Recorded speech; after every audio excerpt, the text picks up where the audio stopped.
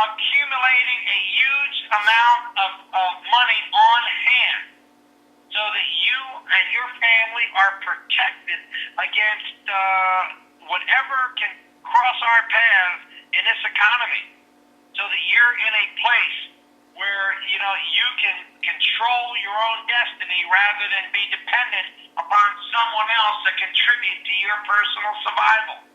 Now, it can be vacations, it can be college for the kids, it can be college for yourself if you haven't gone to college, whatever that is. But identify what are the key goals for you in your lifetime, and there are no right answers to that. It's whatever works for you. They have a great chart in here. It's a sales forecast. And this goes through the whole year, January through December. So it's kind of a good time for us to be talking about this, because I've been talking literally till I'm blue in the face about your business plan, particularly to the base shop managers. Folks, you have to monitor your success. And if in January your objective is to generate $20,000 in personal production, and you've only generated $10,000, and that $20,000 is part of your year-long goal of generating whatever it is, then you've got to make adjustments either in your goal or your activity. And the only way you can do that is by keeping track of what you're doing. So you can use these charts as they basically apply to you. They then have a section about taking action. That is, how to get it done. And they refer to something in here, and I have to confess to you that I don't know who Alfred Granum is. CLU. I probably should know that, but I don't know who he is. And he developed something which they quote as well known, the 10-3-1 model. And basically, when you look down, he has kind of a funnel which has a wide mouth at the top, and it really starts with what he's calling pre-approach calls. And it's everything from referral leads, direct mail. Now, folks, we have some excellent direct mail lead systems available to us at American Classic. They don't help you if you're not using them. So if there's some slots open, then I'd encourage you to, shall we say, look into it.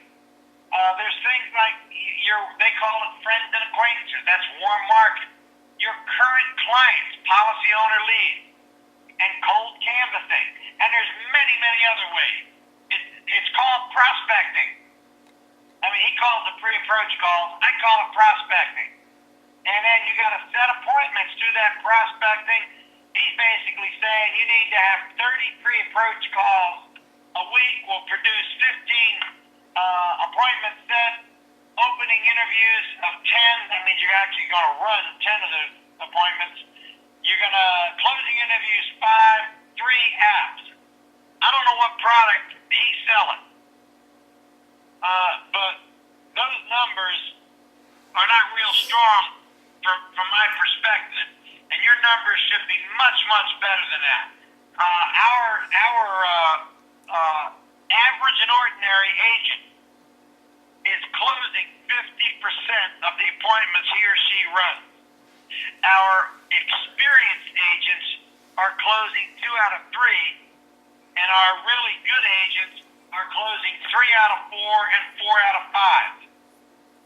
So now, again, maybe that funnel he put together works for other people in the financial services business, but I can tell you right now that your numbers, if you are a student of our products, if you're a student of our system, you should be having excellent success. The real key is the number of scheduled appointments you have. Where have we heard that before? And then finally, you got to track your results, and I've been talking about that, again and again and again. That is in the marketing guide, goals and action plans. Then its sister guide is the target marketing guide, which I think is pretty interesting. And now this thing focuses on business marketing. The guide focuses on business marketing. I think it should focus on any kind of marketing environment. So, they're going to continue referring to business in here, but everything they're talking about in the business environment can be just as applicable to other areas of prospecting, like groups, like churches.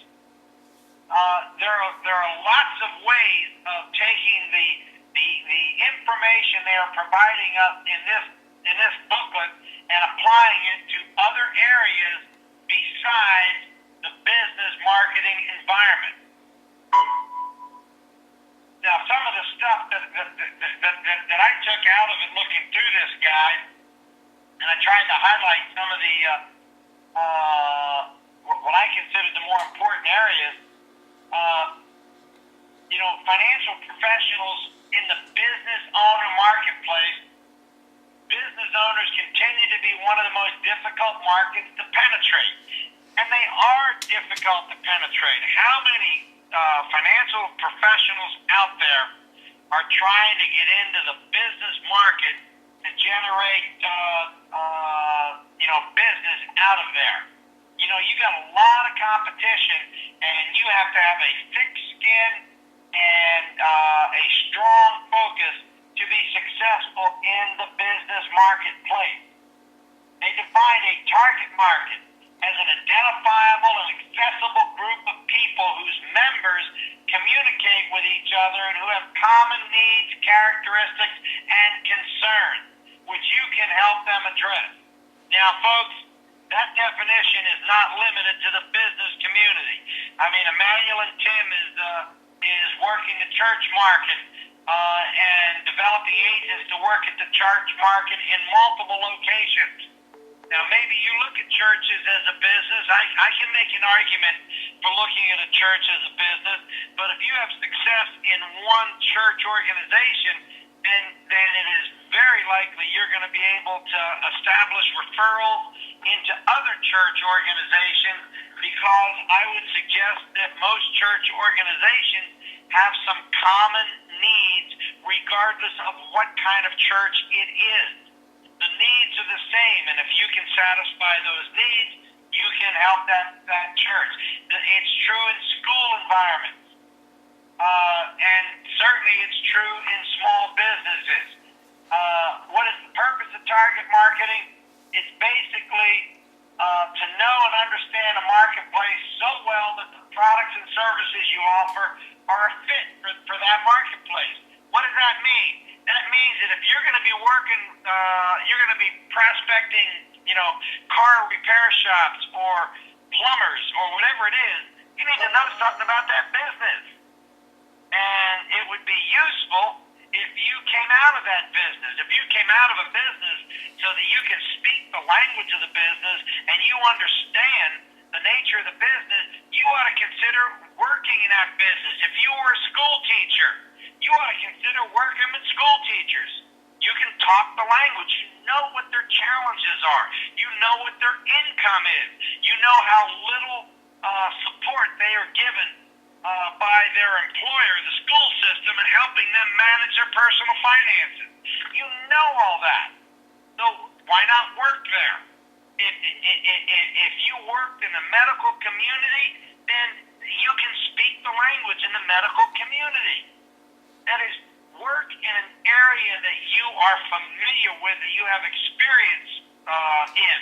Don't step into an area that you don't even know anything about the product they market, let alone how that is done. Be knowledgeable about the products you look. Don't just say I'm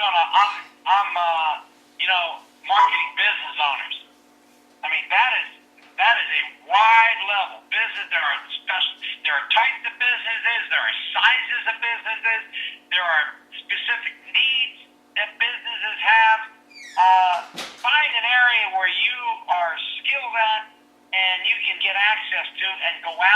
market that area. We tend to hear success stories like Emmanuel and Ethel had, or Ben had, and say, oh, I want to do that. Let me do that. Let me do Section 79s.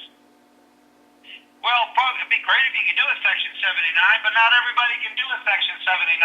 Not everybody has the access to the marketplace, nor the endurance, nor the skills to do that. So don't get yourself hung up on where other people are having success. Find a place where you can have success for yourself. And if you're going to be targeting the business community or groups, don't expect instantaneous huge success. You know, you got to prime that pump before you're going to get this thing rolling, before it's going to start producing for you. So you have to have a plan for doing it. Now, here's something, please pay attention to this. If you are deciding to get involved in developing a particular market, a target market, while you're developing that target market, make sure you are doing something to get paid. Make sure you're doing something to get paid by doing the normal, regular, everyday processes that'll generate business. Don't stop doing the stuff that'll get you paid. There's an old saying that says, in order to build a business, you have to stay in business, which means you got to make money. You got to meet those expenses we talked about earlier. So you just got to focus on doing what is necessary to get paid. I'm coming up to the end, folks, to the end of this morning's meeting time. There's much more information which I plan on returning to in future meetings. But let me encourage you.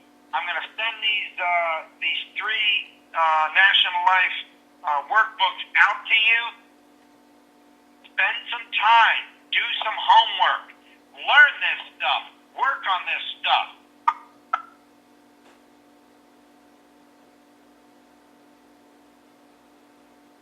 You got to pay attention to what it means to be a professional. And you are surrounded by professionals in your base shop. They are great sources for learning yourself. Your base shop manager is a great source for learning. Take advantage of it. Plug in to the meetings. Plug in to the calls.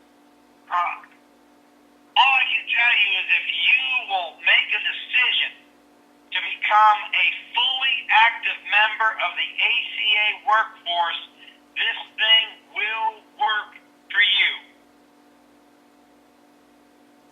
Don't forget the training that is scheduled the balance of this week, and we will reconvene next Monday morning.